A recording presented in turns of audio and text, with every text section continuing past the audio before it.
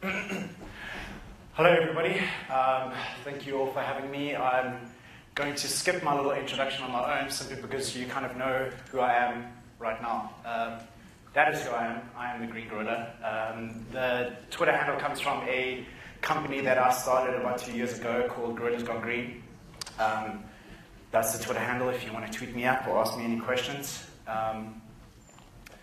I started 2 companies 2 years ago. One was an internet startup that promoted undiscovered talent in South Africa. I took photos of scantily clad women too. The other one was a company that tried to promote brands through doing goodwill and connecting them with the environment. Both companies still run today. What it taught me in the 2 years was the fact that understanding what people want is the first step to understanding how they want it. And being able to understand how people interacted with the content by listening to what they liked and what they didn't like helped us socialize our business. Today you're going to hear a lot of things. I'm going to tell you the truth about social media. And the truth about social media is the fact that there is no truth, it's only what you make of it. In social media, you get to be whoever you want, whenever you want, and how you want it. I'm going to dispel a couple of truths within the industry right now. There are no gurus, no ninjas, no warriors, and my favorites are the chosen ones. If you meet anybody who has one of those self-appointed titles, you have the permission to punch them in the face really hard. In essence, they are only digital marketers, simply because if you don't know how to market digitally, either by copy, by design, by user experience, or a combination of the three, you really need to be reading between the lines. I am not a social media guru, but I can market the shit out of a brand. Why? Because I listen. I can guarantee you that it is probably one of the most valuable tools that you can possibly do for any brand if you're thinking of going into this industry. I'm not going to tell you how, why, and when, simply because social media is always on communication. Even when you're sleeping as a community manager, people are speaking about your brand. It's not necessarily the most reassuring thought ever. This is the point of the presentation where I show you amazing infographics about the market share between Google Plus and Twitter and Facebook, and I'm not going to do that because it's really boring. This is an infographic about infographics. And this is an infographic about how to draw an infographic.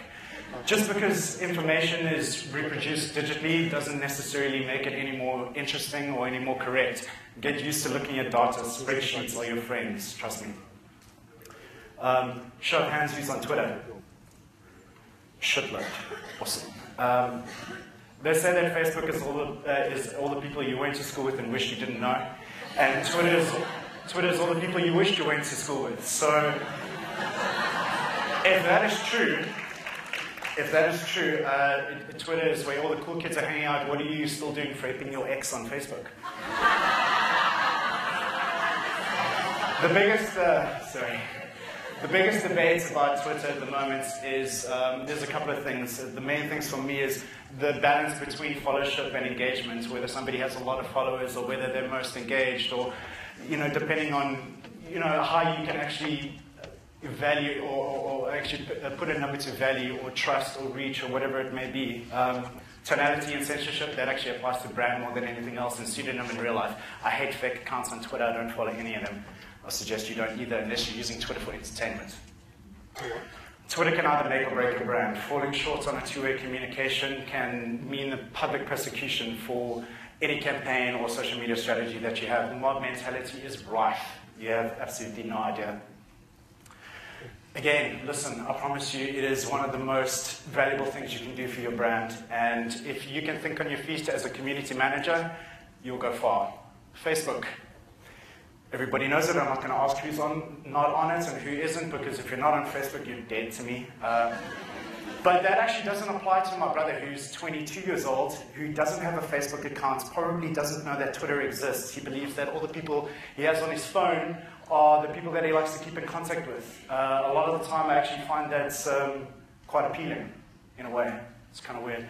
Simply because Facebook is a scary place. I get to deal with this probably on almost a daily basis, if you can actually read that. How's it? Good and you? Fine. We don't know one another. Why are you messaging me? That's true. I just want to say, hey, have a reason for making friends, but it's cool if you don't want to chat. I'll go with the latter.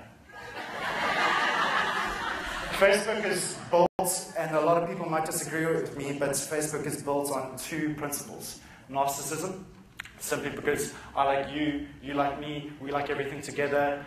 Jim Jones likes Levi jeans. Mary Kate likes Stir Kennycore. Who gives a shit?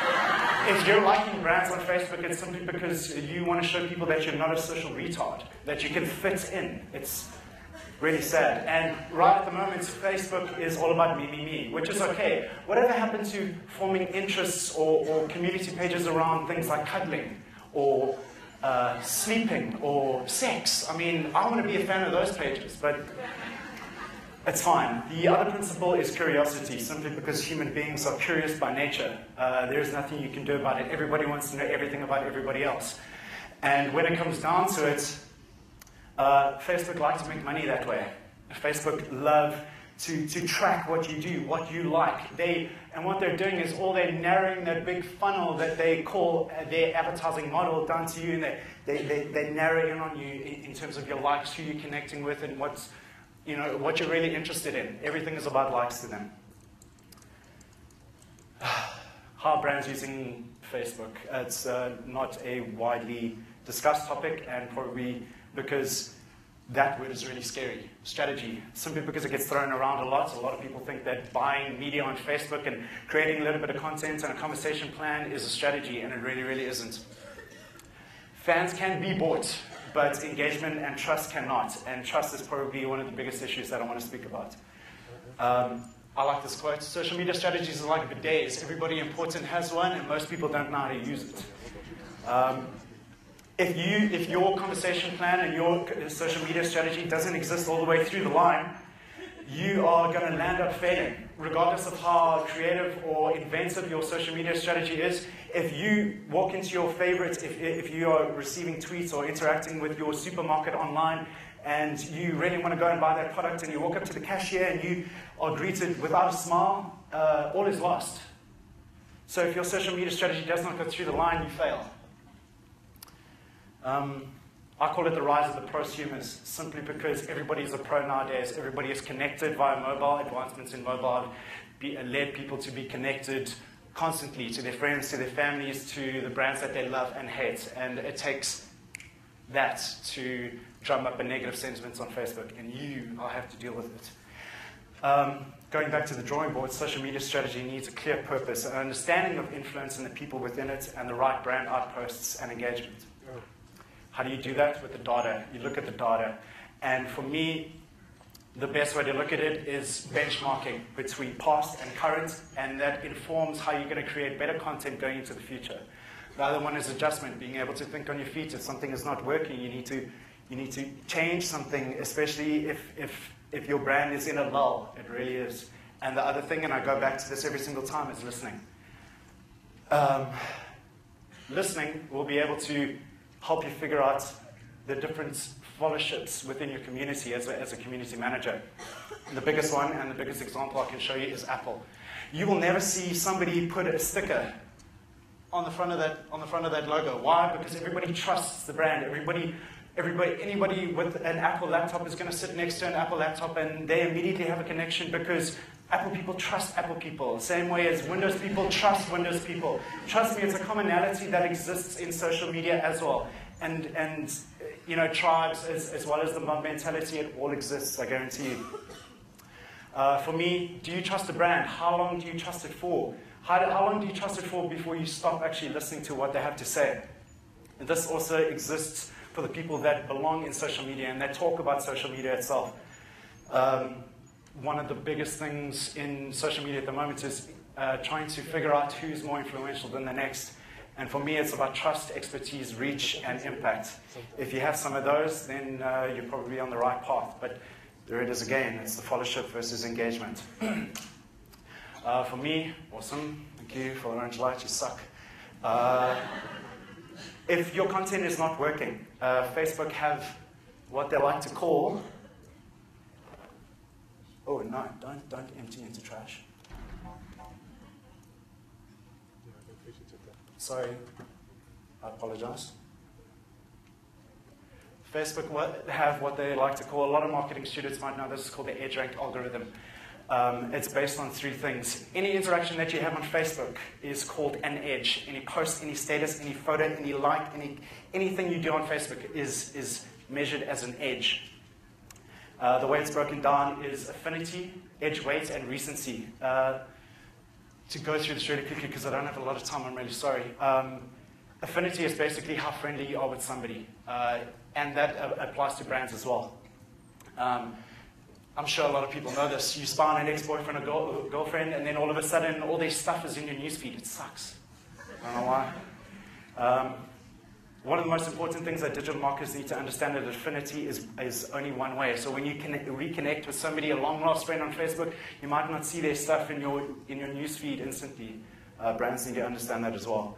Weight is basically the measurement between different types of media or different types of content that you're creating as a brand or as a community manager.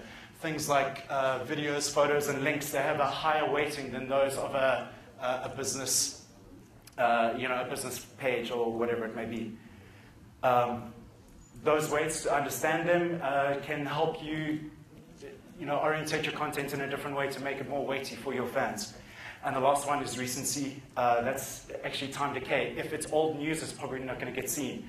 So create content when people might, be looking right then and there, or create content when other people and other brands are maybe not creating content at that time. It's too much to go through, and I'm really, really sorry, guys. I want to leave you with one particular thing, and that is, sorry, my last 3 thoughts. Is number 1, I'm sorry, I skipped through a lot of slides, I don't have time. Is number 1, be yourself in social media. It might have worked for Jesus, but would you rather be trusted or followed? Number 2, listen. If you know what you're looking for, half the battle's already won. And number 3, love. Love what you do and love your brands. Otherwise, you probably need to read between the lines, which you might not be able to see, but it says what the fuck. Thank you.